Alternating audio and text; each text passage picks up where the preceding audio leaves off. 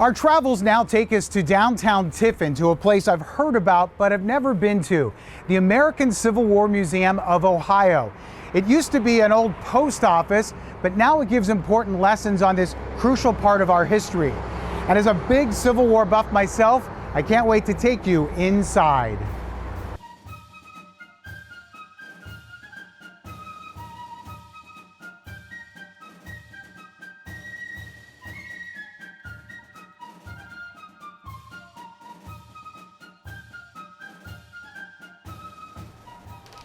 And as we walk here into the museum, I'm joined by Jan Dundor, who is the secretary and one of the board members here. This is an old post office Originally, here in yes, Tiffin, built absolutely. in what, 1915? Exactly, but it opened in 1916. Okay, so you feel that it's had in here. several different lives. It was the post office for a number of years. Then they built a new one, and then it was the school annex for Columbian High School. For a while. They had classes in here, and we have visitors come in and say, oh, hey, I was in this room or that room. And then it sat empty for a while, and then it was going to be a politician's office, but he unexpectedly passed away. And so then it became available for the museum. But when you walk up and you see the columns outside, what a perfect place for a It's Civil kind War of reminiscent of kind of like the Lincoln Memorial, or I mean in a much smaller scale. But nonetheless, for a small town, I think it's a great backdrop or and whatever. it stands out, right? Because you're trying to get people to come in and learn about Civil War history. You want the building itself to look neat, right? Exactly, exactly. It was really kind of the perfect place. It's on the main road, street and everything, so yeah. Right in downtown Tiffin. Exactly. And you've been open since 2011, right? Exactly, in January, so it's been a little over 15 years. So this is where people will first walk in and they'll kind of get their bearings on what's going on. Yes, and we do have to make a little charge, but we don't get any government assistance or anything else. So we make it by having visitors come in. Which you expect going into museums, you pay a little fee. Yeah, and we're all volunteers here. Nobody gets paid for being here. And here in the main lobby, Jan, you have these maps where you're showing people are coming from not only all over the country, but all over the world. Look at some of these here, I know, at least 35 foreign countries, and it's amazing. Some people have come from like South America for the main purpose to visit this museum. Wow, so you see some of these pins here from way in South America. How did they find out about you? Well, some of it is online. Those people found us online. But also we have two small universities here. Right. Tiffin University and Heidelberg, and that brings foreign students and so forth. And then some of their families come. What do you think that tells you, where you have people from South America, all over Europe, Asia, China, looking Saudi Arabia? What do you think that tells you about your museum? Well, I think it tells them that, for one thing, we're very family friendly. We have things in every room so that they can bring their kids or grandkids, all right? Well, we have great grandkids, so even they come in. And they have things that they can do. They're not so bored. So you're a hidden gem, but it's not hidden to a lot of people all over the world, it sounds like. Well, that's true. That's true. I think a lot of word of mouth, you know, like maybe a student will contact their family or this or that and say, hey, there's this great place. So when you come to visit, we have to stop. And Jan, right behind you, we have a clock here, but it shows a picture of the post office. So that shows you want to show off the history of this building while people visit, right? Well, that's part of it. I mean, it's original and it's in beautiful shape.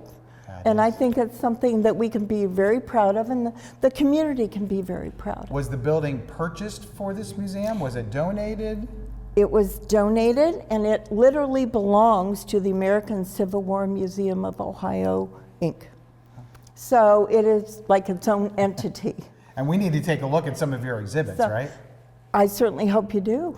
And Jan, now we're walking down the hallway. This is one of the first things you're going to see here, and this is the Bonnie Blue flag. Yes, and if you've ever watched Gone with the Wind, you might notice that Bonnie Blue has a relation to that. Rhett Butler's daughter was named Bonnie Blue for this flag. And it's just one star. Yes, and the reason for that is, well, in part, the U.S. Flag Act of 1812 states that a star is not added to our flag until the 4th of July. So if a state comes into the Union in January or whenever, the star for that state is not added until 4th of July. You have to get to the next 4th of July. Exactly, Okay. yes. So the Southerners looked upon the single star flag as taking their star out of the Union. That's where you get your, yes. And it became one of the popular flags of the, It of the was, Confederacy yes, during the yes, war. it was very well known, yes. So people are surprised to see, what's that flag Yes, when they and walk in I here, was right? very interested to learn the real history about it. And I how did thought you that get was this? fascinating. Well, this happens to be a reproduction, but because you just can't find the originals after this time Right. period. Of all the But Civil War it's studying I've done, I've related. never even seen a flag Okay, like that. So that's really? Okay. impressive that you have something Oh, like that. well, thank you. Yes, but I think it really relates to our history. And Jen, where are we heading now? Exhibit We're- room 1. Yes, and this is about the beginning of the war. And I do like for people to understand that at the beginning of the war, we had 33 states, and the rest was territory. So, Right. Not 50 states at that no, time. no, and not even the 48 contiguous states. Right. Okay? So, So this yes. map shows that. It gives you an idea, yes. It shows the 7 states that seceded prior to Lincoln technically being our president. You're They talking Virginia, seceded- North Carolina, Tennessee, Arkansas. No, you're only Oh. talking the orange states. The orange state. Okay, yeah, those were the ones Okay. kind of in the middle. yeah. Yes, the orange states are the ones that seceded. And if you look at the dates, Lincoln says was the not, date, right. the last one seceded in February of 61. Lincoln was not technically our president until March 4th of 1861, when he was inaugurated. So this So- was the challenge that Lincoln Yeah. was facing, having these 7 southern states already seceded, and then Exactly. ones there in the yellow. Before he even came where are they into going? office. The yellow states seceded and joined the South after the firing at Fort Or Sumter. Sumter, okay. Okay, the very beginning of the war. The brown states, those are considered the border Border states. states. And that kind of that was a buffer between the main Union states and the southern states. And when people come to visit here, including Yes. kids, you want them to understand this I do. is how things were I do. right from the onset of the breakout of the war. Exactly, yes. And so, like West Virginia, that was just part of Virginia at the beginning of the war. So in the middle of the war, they became their own state. And it's important to know this Yes. history, right? Oh, the Civil War is the second most, well, at least one of the 2 most important events in this country's history. So if you don't understand that, you're kind of, you're always working behind. Right, You know, exactly. you're always behind on everything because you don't have an understanding. And you can't relate to what some people are thinking or saying and so forth. Yeah. Because when people nowadays, they're just thinking about the last 5 years, last 10 years. You want even the adults to think about what life was like and how we got to where we are in our country, right? Exactly. And I know that we're celebrating the 250th Right. of the founding of our country, and that was absolutely a huge event. Right. Okay, very important. But so was the American Civil Civil War. War could have undone all of that, right? Absolutely, absolutely. We would not be the country we are. It was such today. a young country by that time Oh, when the war yes. started in 1861. And can you imagine all of that would have been gone if this Oh, I know. war had ended up with 2 countries? Exactly, exactly. So in here, we like to talk about a number of things, again, about the beginning. So you might talk about John Brown and his raid at Harper's Ferry, and he had a great relationship with Frederick Douglass. They were very staunch abolitionists, okay? But then you've got other things to pay attention to and read about. We have an original newspaper from Tiffin. 1860, wow. Yes, from September. That's when Lincoln was running for election. And you can tell that it was a Republican owned newspaper. And it's the Tiffin Weekly Tribune. Why was it Republican? How can you tell that? Oh, you can tell that because there's words and headlines that Douglas endorsing treason and things like that, and all the pro-Lincoln articles and so forth. It wasn't unbiased, right down the middle. Oh no, not in the least. But look how well this is preserved here. I mean, obviously it has, folds and oh sure, things like that. But the fact that you're able to show this off. I know, and we can't have it totally open, or else you'd like to see the rest of the paper. But we have to be able to keep it so that we can look at it in the future, and it will deteriorate if you don't. And you want to show Tiffin off here absolutely any way you can in this museum, right? Absolutely. This is where you are. Yes, this is where we are, and if we can, we'd love to have local items. But it is the American Civil War Museum of Ohio. Ohio, so that's a focus. But we still have to give some information and so forth about the South. So Jan, you have some Confederate flags here, and yes. We know that they're very offensive to a lot of people, but are you feeling, since this was our Civil War history, that you have to show these? How else can you educate people if you don't show both sides, both ways of thinking? I may not agree personally, but that isn't the purpose of the museum. You're explaining what exactly. flags look like because they were important in battles. Exactly, because most people have never seen them. They've only ever seen the battle flag, which is what, Dukes of Hazzard and that kind of thing, right. Was famous for flying. And some people still fly those on their pickup a lot of times and so forth. But to me, that means I'm fighting because it's their battle flag.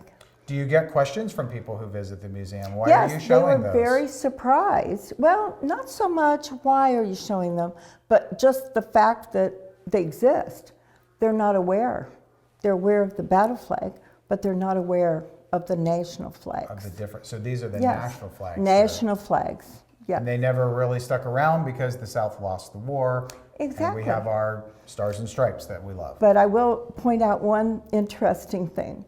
The first flag, the Stars and Bars, that has 7 stars on it. That's for the original 7 states that seceded. But then you go to the next one, and the stainless banner, yes. Well, to me, it looks more like a white flag, which is surrender flag. I don't know why they did that. But anyway, they have 13 stars. There were never 13 states that seceded, 11. Why do you think they did it that way? They thought that there was going to be 2 more states, but they never did. Those 2 states never did join the Confederacy, but they never took them off. Okay. They kept them on.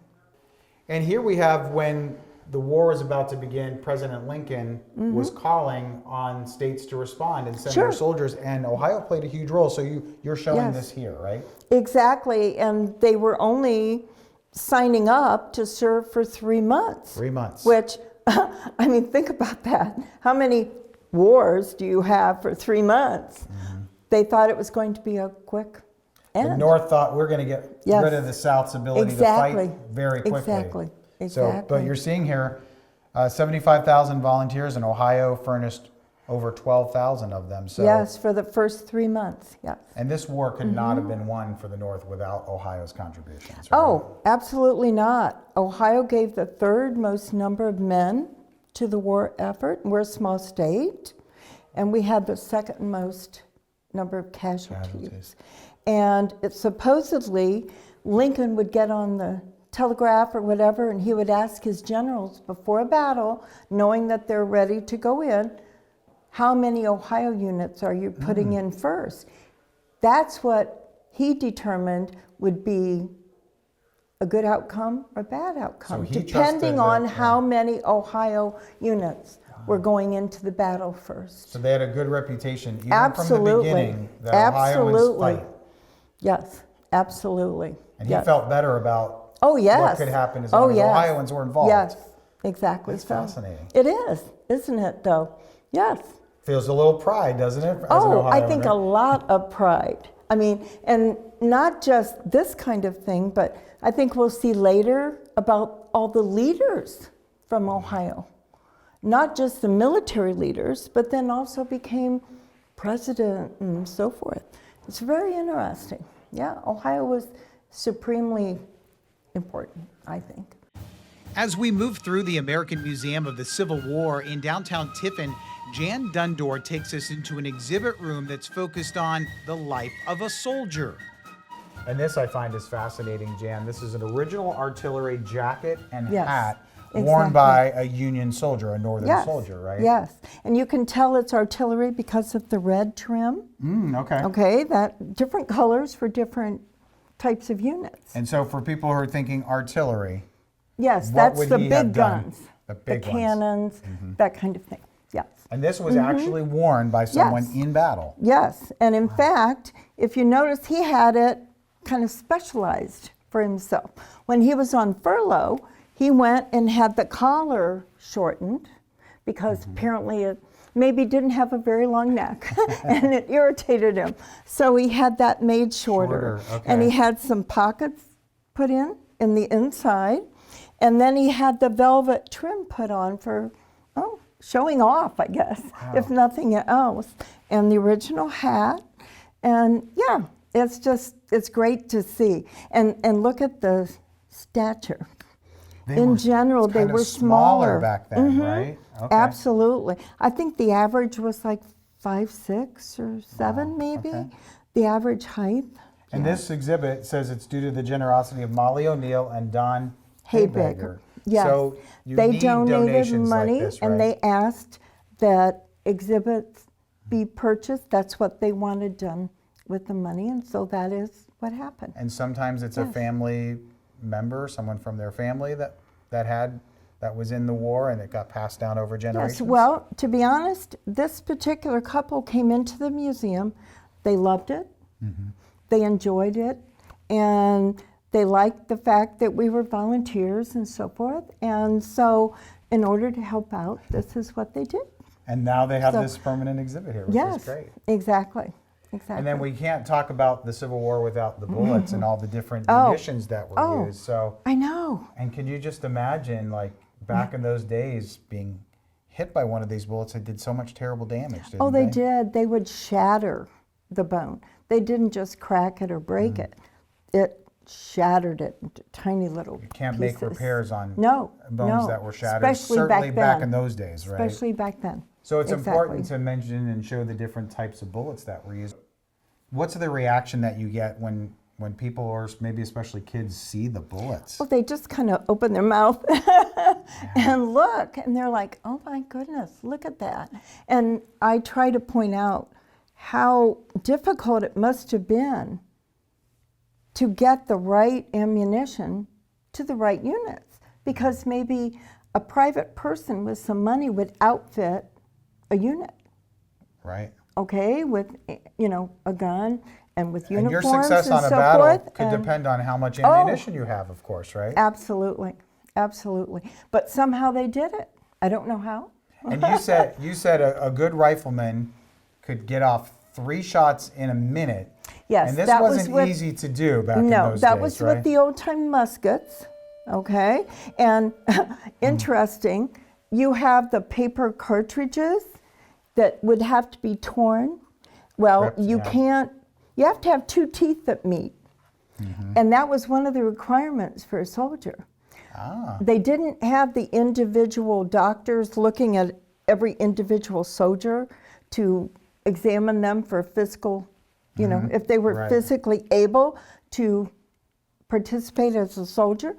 So they would line them up, and they would have them do things like jumping jacks so that they could notice if they had a missing limb or something. No, Interesting. seriously. They'd have them smile, and they'd go down and look at them and see if they could have 2 teeth that met, because That would we open didn't up the have a cartridges, ton of yeah. dentists back then. Yeah, exactly. Okay. So I would never have thought that would be Yeah, and you important. can't gum it to death.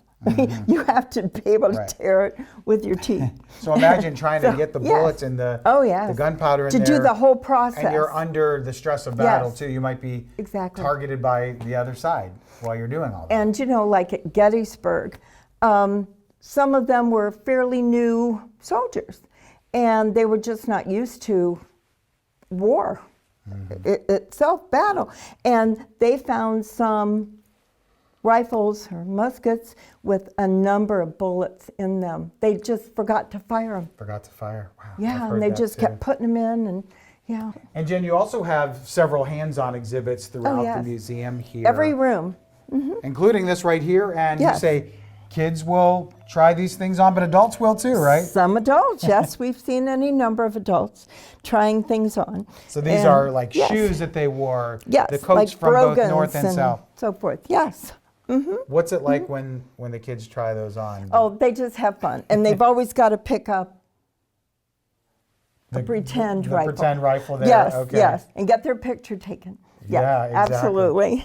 Yeah, who hasn't sometime in their childhood gone, your parents drag you to a museum or something, but one of the Oh, most... you can't touch anything. Well, yeah, but then one of the most fun parts is when you actually get to touch something and try a hat on or something like that. Sure, So this is important to have hands-on exhibits too. Absolutely, absolutely. And you have a canteen. You had mentioned canteen was maybe one of the most dangerous things a soldier had? Exactly. Not a gun You might or- originally think rifle or bayonet or sword, something like this, but actually many more men died from disease than they did from wounds. So the water that they had in Yes. that canteen could have been Oh, tainted with bacteria yeah. or whatever. Well, I try to explain that if you have a small army of 10,000 men, and you're in the first 1,000 to get to that water source, it's probably pretty darn clean.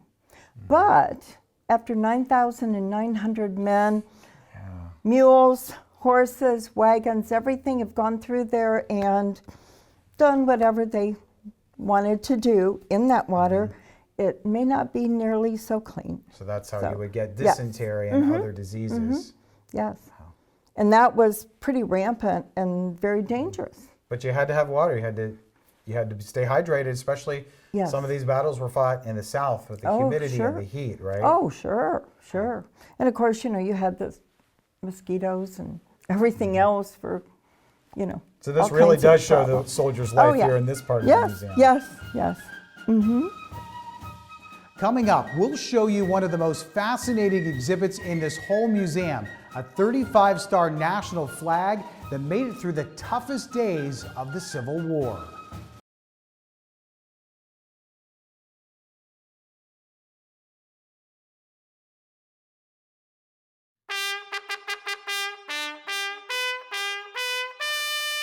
And we're back here in the American Civil War Museum of Ohio in Tiffin, and once again joined by Jan Dundor from the museum here. Tell me about this fascinating 35-star national flag. Yes. Where was this? And this has to be one of the biggest parts of your museum. It is. We're very, very proud and pleased to have it. Not that many survived, for one thing.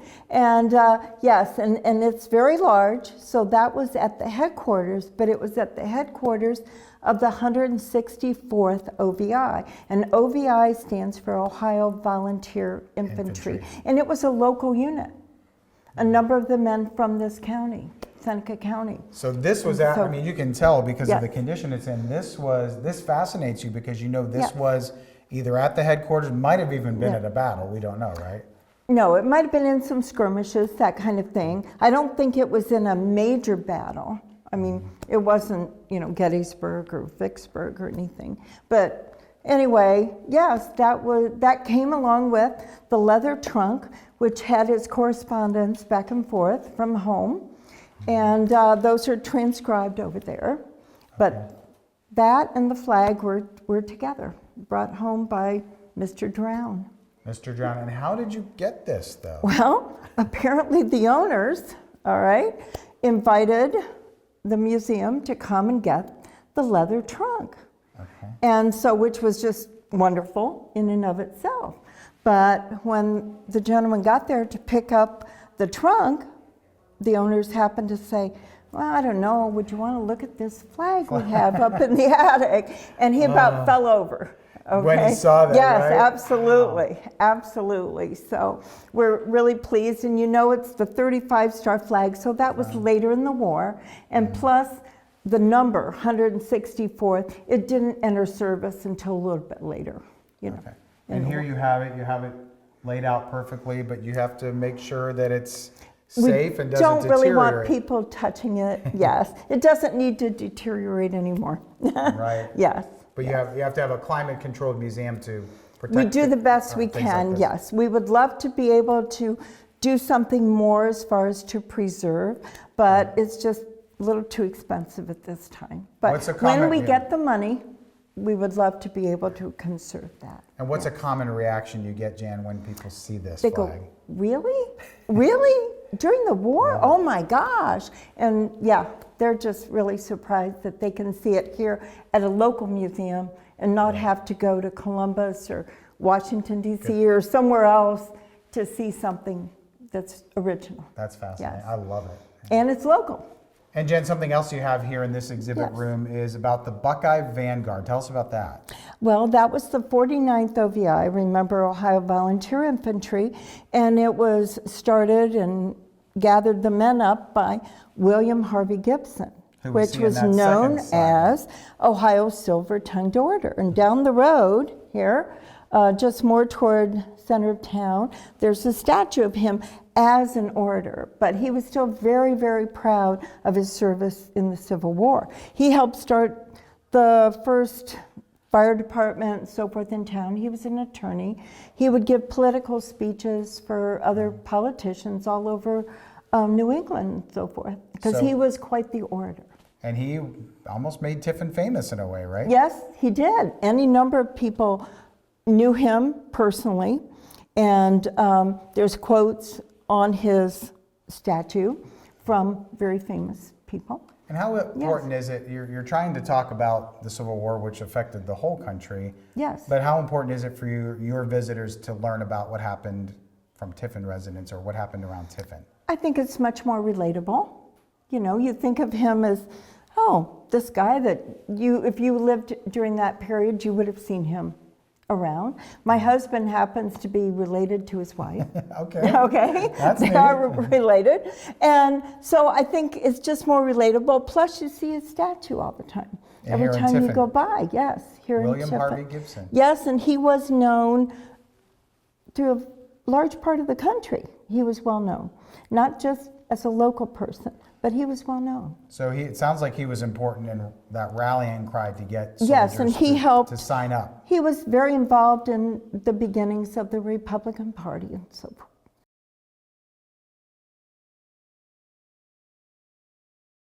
And now we're going to talk about something that a lot of people are fascinated by, the Great Locomotive Chase. Yes, yes. Tell There've me been about a couple that. of movies about that. Yes, and In fact. you want to make sure that you're showing some of the people who had a good part in that. Yes. A gentleman, Mr. Andrews, a civilian, came up with the idea to go down to the south, but you'd have to get volunteers because they're going in civic clothes. They're not going in their uniforms into the deep south. So he asked for volunteers, and he went to 3 Ohio units to ask for those volunteers. Well, they grabbed a train. They came up north as far as they could get till they ran out of fuel, but they damaged some bridges and some telegraph lines and railroad track, but a train was following them. Anyway, they were captured, but And they ran out of fuel, right? they on did. their They ran train. out of fuel. The one they stole ran out of fuel. Yes, exactly. But the bottom line is that out of those brave men came the very first Medal of Honor recipients, and they were from Ohio. Wow. Because And those were the volunteers. It was Yeah. because of their bravery and, Yes, and stealing exactly. this train, and Yes, they yes. were captured. And it really helped. It was really a huge morale boost for the North because things had not gone well for the North at the time.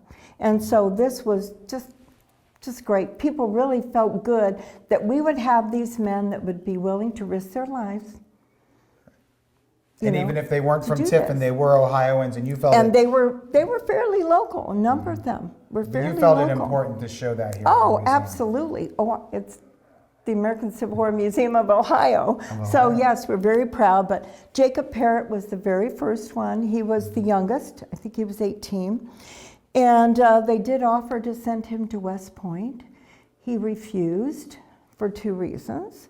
One, he didn't want to leave his fellow soldiers. You know, a lot of times they were neighbors or relatives or whatever. He didn't want to leave them, but also he couldn't read and write, so he couldn't have done the schoolwork. And he wasn't, they weren't executed, but they were captured and maybe later. Some were executed. Some were. Some were hung. Yes, they were, because they were considered spies. Yes. But it was important what they did for the North. Absolutely. Even if it was just for a morale boost. Like Absolutely. Absolutely. And they did do damage.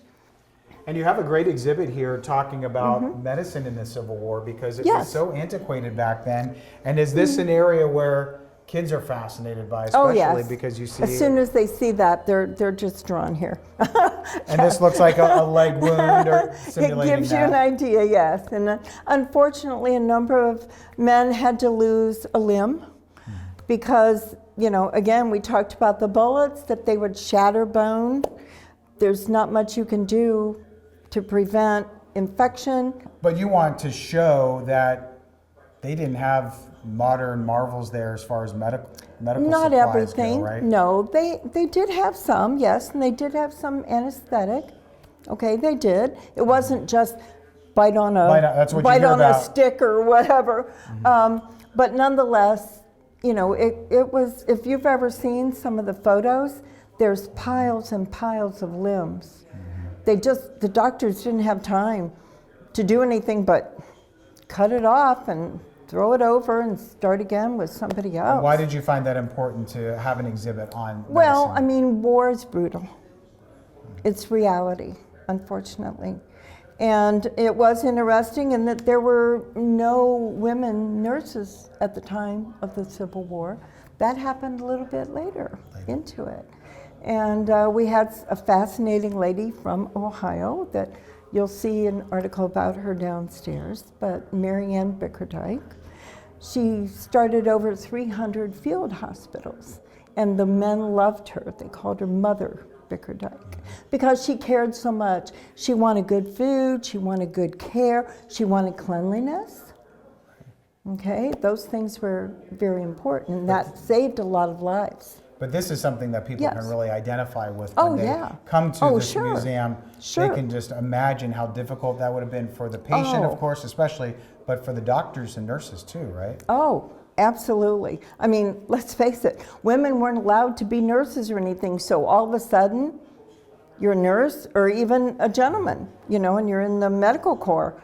You're thrown into this and all you see is blood and misery, and you had to help. That's hard to take, but you have to do what you have to do. So you have this kind of near the end of the tour because you want to end with something pretty poignant. Exactly, yes, at least for upstairs. And Jan, we're down here in the basement now of the Civil War Museum. Yes. And I've been here. This is the Battle of Antietam in Maryland. Do you call this a diorama, or what do you call this? Yes, it's a diorama, and it portrays Burnside Bridge. And that obviously went back and forth between who controlled that, you know, whether the North or the South controlled it. And it was the bloodiest day in American history, right? For the most amount of casualties in the Civil War in one day. And you found it important to display this because you're a Civil War museum. You want people to see what the land was like, how the battle flowed. It gives them an idea, and to realize that it wasn't just, oh, gee, you get that part of land or the bridge and then it's yours and that's the end of it. No, they kept fighting, and it was going back and forth, back and forth. Because that bridge was central to the battlefield there.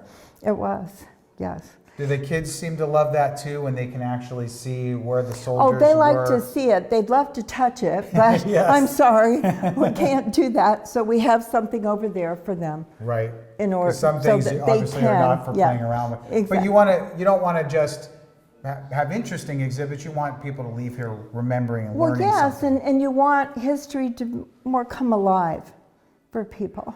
And so I think this kind of thing helps. Also in the basement, they have a traveling exhibit featuring President Rutherford B. Hayes. If you haven't been out to his house and museum in Fremont, this whets your appetite for the nation's 19th president and Civil War hero.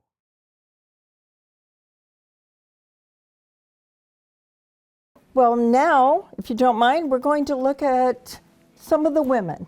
And you may think, well, how does that relate to the war? Well, when the men left to fight, who's left to take care of the farm? They had to do it all. Or the business. They Right. had to run the business to keep it going. They needed money. They had to feed themselves, Right. right?